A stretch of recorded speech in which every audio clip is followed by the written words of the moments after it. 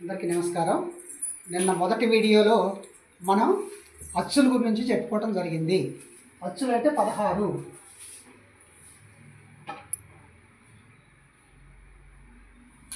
తెలుగు అక్షరాలు.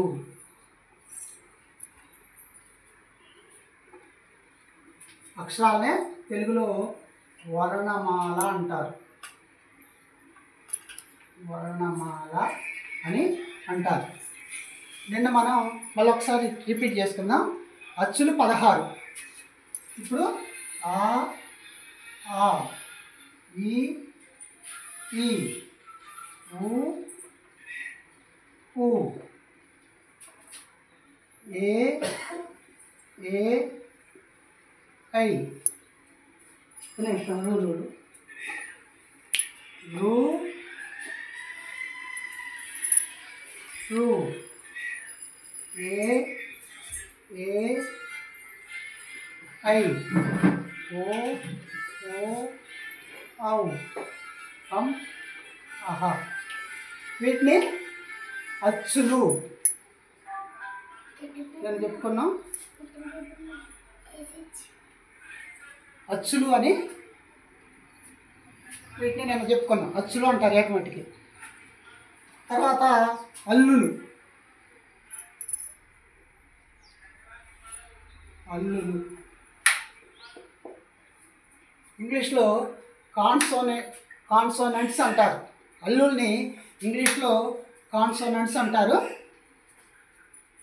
కా నుంచి బండిరా వరకు. కా నుంచి బండిరా వరకు. కా, కా, గా, గా, న్య, చ, చ, జ,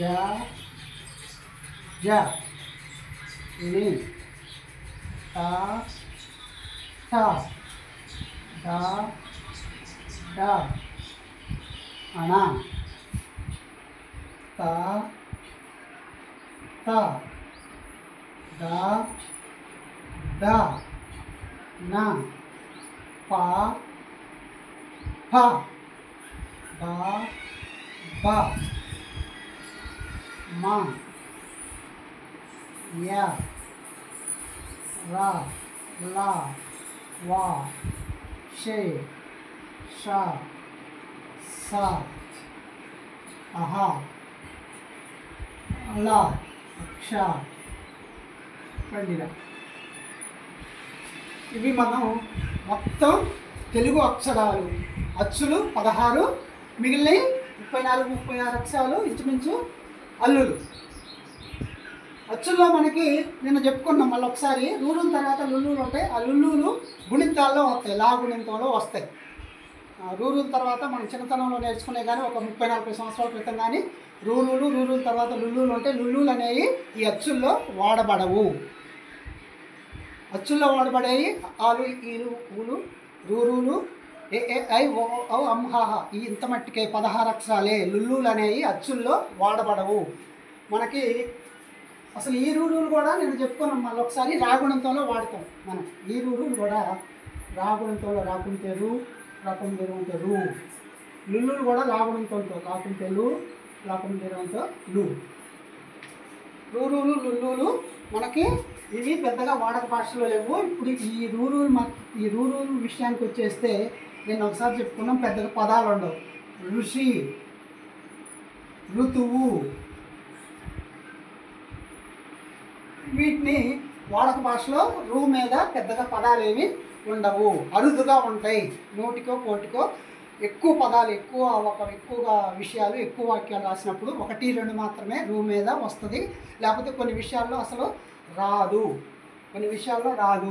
ఋషి, ఋతువు. అందుకనే ఈ రూరులు మనకి అల్లుల్లో గుర్తుపెట్టుకోవడం మాత్రమే కానీ వాడక భాషలో ఈ రూరులకు బదులు రాకుంటేరు, రాకుంటేరు కూడా రాయొచ్చు. లేకపోతే పలకటం నేను చెప్పినాం. ఇప్పుడు అల్లులు ఇప్పుడు అల్లుల్లో కూడా నిన్న అచ్చుల్లో కనుక మనం రెండో అక్షరం దీర్ఘాలు.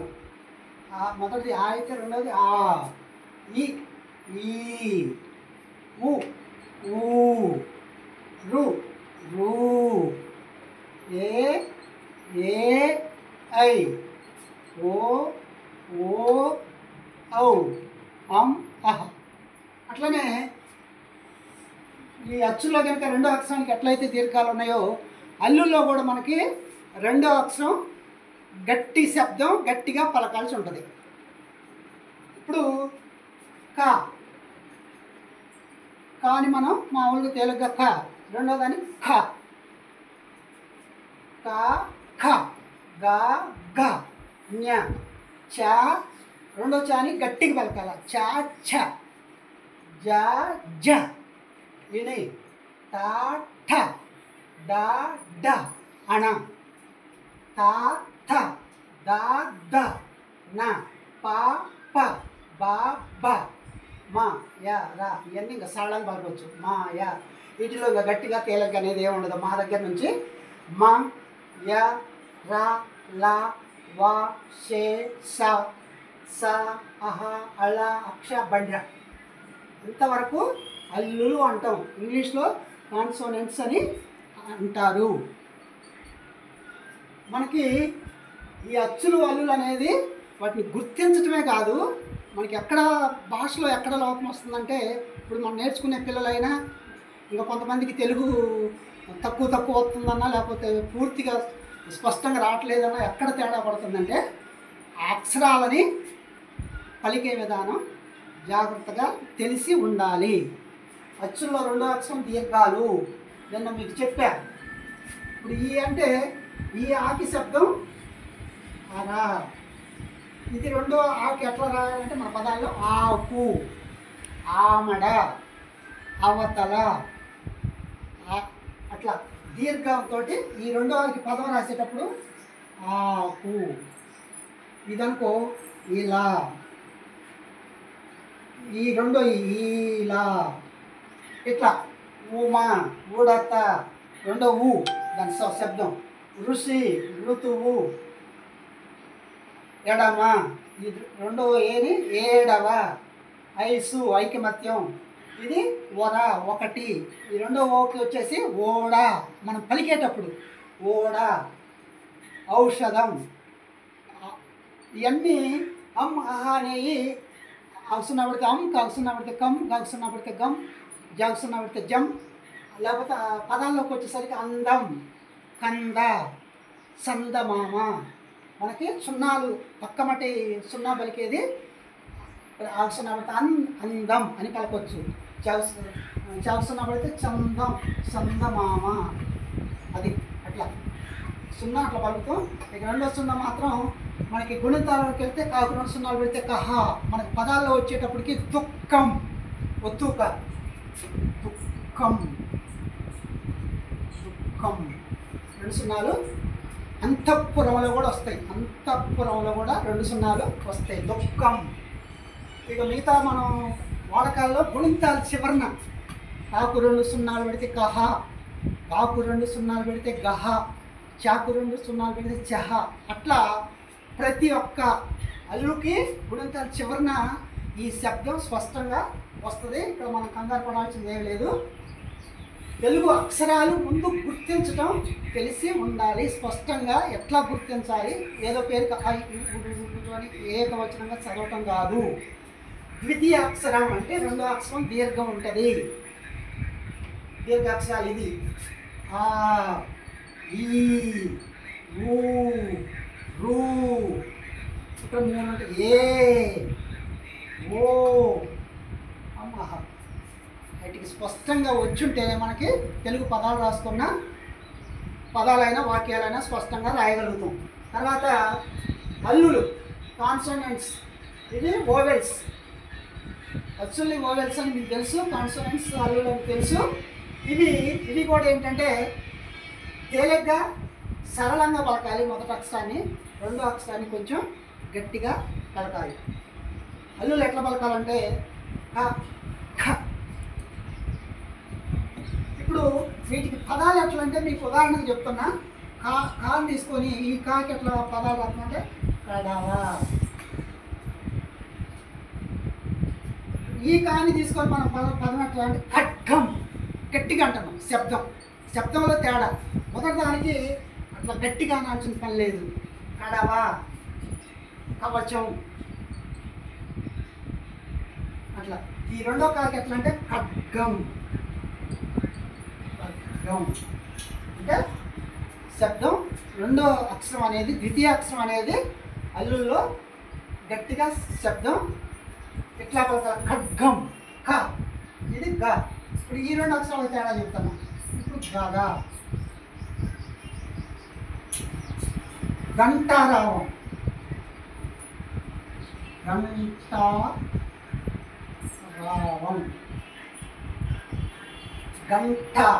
గంట గట్టిగా. ఇది గంట అనొచ్చు, ఇది మామూలు గంట. గంటారావం లేకపోతే ఘంటశాల. ఘటోద్గజకుడు ఈగా వస్తుంది అప్పుడు. తర్వాత చాకి రెండో చాకి ఏంటంటే చదర. ఇది శబ్దం గట్టిగా వచ్చేటప్పుడే ఇది చందమామ. రెండోది గట్టిగా పలికేటప్పుడు మనకి ఇది మనకి పలకాలి. జడ, జల్లడ, గట్టి శబ్దాలు గట్టిగా వచ్చేటప్పుడే మనం రెండో ద్వితీయ అక్షరాన్ని రాస్తాం. అవి నేను పదాలకు పోయినప్పుడు ఎట్లా పలకానో ఎట్లా రాయానో తెలుసు. ఇప్పుడు మనకి ఈ అచ్చులు అల్లుల కలయికతోటే మనకి అక్షరాలు ఏర్పడతాయి. అచ్చులు అల్లులు కలయికతోటే మనకి అక్షరాలు ఏర్పడతాయి. ఇప్పుడు మనకి అచ్చులు ఉదాహరణకి ఇవి తెలుసు. ఆ, ఈ తెలుసు.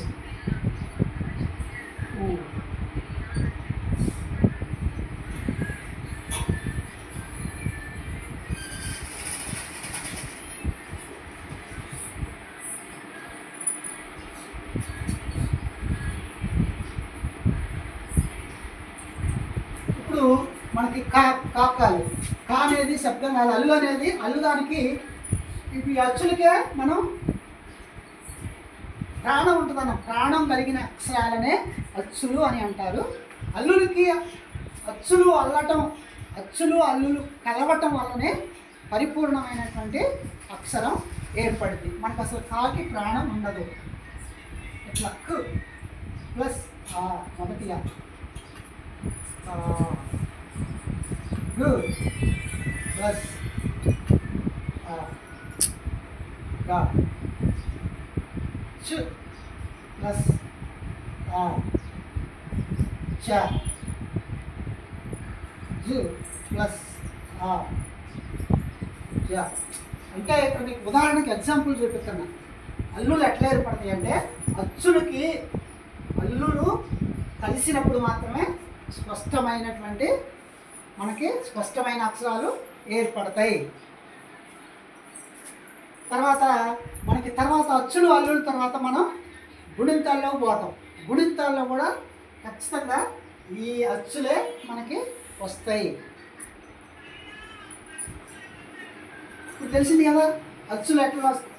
అచ్చులు ప్రతి అక్షరానికి అచ్చు వస్తేనే అల్లుకి సంపూర్ణమైనటువంటి అక్షరం ఏర్పడింది. కా అనేది అసలు స్వచ్ఛమైనటువంటి అక్షరం కాదు. కు ప్లస్ ఆ ప, గు ప్లస్ ఆ గా, చ ప్లస్ ఆ చ, జ ప్లస్ ఆ జ. ఇట్లా మనకి ఈ అక్షరాలు అల్లుల్లో ఉన్నటువంటి అన్నిటికీ కూడా ఈ అచ్చులు కలిస్తేనే మనకి అక్షరాలు ఏర్పడతాయి. ఇప్పుడు అచ్చులు అవి. తర్వాత అల్లులు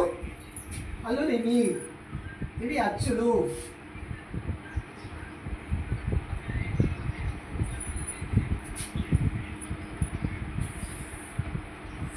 కా ఖా గా ఘా జ్ఞ చ ఛ జ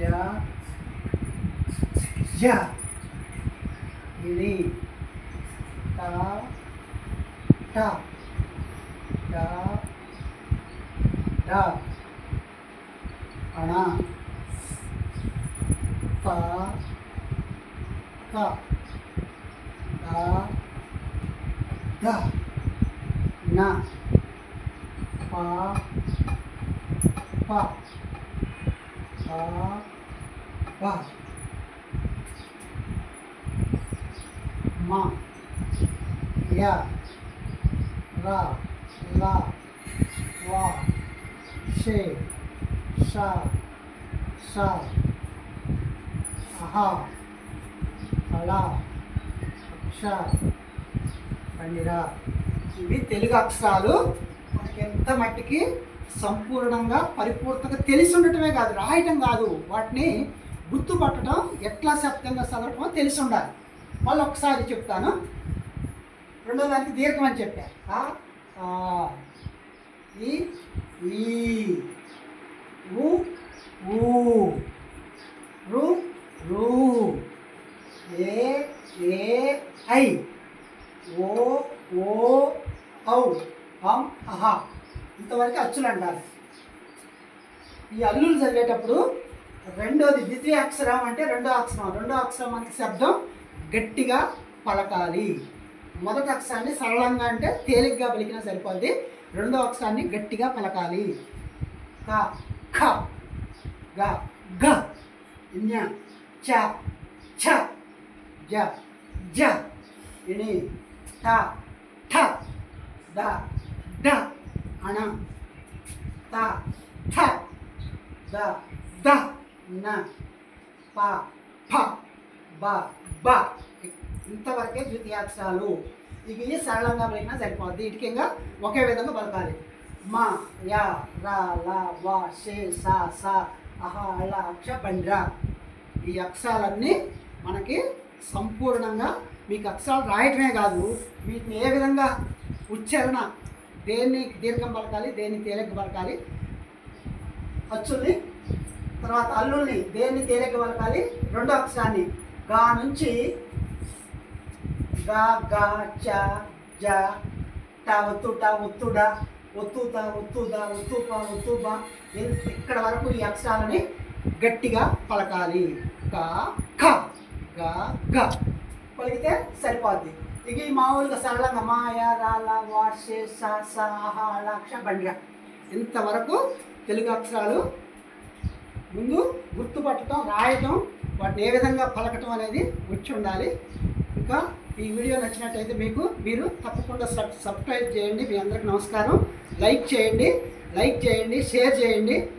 మీ అందరికీ షేర్ చేస్తే నేను ఇంకా మరికొన్ని వీడియోలు తెలుగుని తేలిగ్గా ఏ విధంగా మన పిల్లలకి రాకపోతే ఎట్లా నేర్చుకోవాలో నేను మీకు సులభతరమైన పద్ధతిలో నేను తెలుగు మీకు చెప్పడానికి ప్రయత్నం చేస్తాను. మీరందరూ ఎక్కువ లైకులు చేస్తేనే నేను ఇంకా ఎక్కువ మంచి వీడియోలు మీకు పెట్టగలుగుతాను. మీ అందరికీ మళ్ళీ ఒకసారి ధన్యవాదాలు. Thank you very much. నమస్కారాలు.